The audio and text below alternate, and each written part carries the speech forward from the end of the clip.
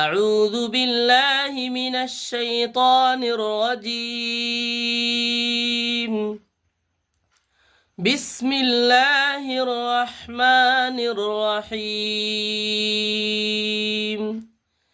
اقرأ بسم ربک الذی خلق.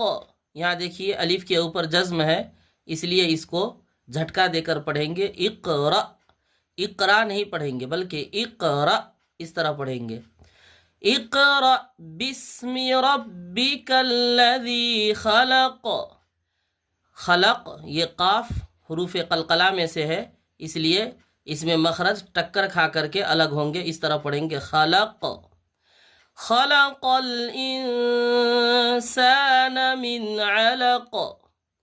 اقرأ وربك الأكرم الذي علم بالقلم علم الإنسان ما لم يعلم كلا إن الإنسان ليطغى أن رآه استغنى إن إلى ربك الرجعى أرأيت الذي ينهى عبدا إذا صلى أرأيت إن كان على الهدى أو أمر بالتقوى أرأيت إن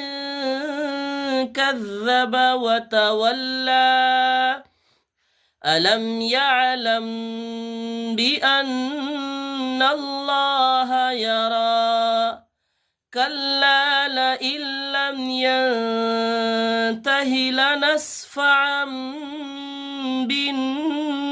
بالناصية ناصية كاذبة خاطئة فليدع ناديه سندع الزبانية كلا لا تطعه واسجد واقترب.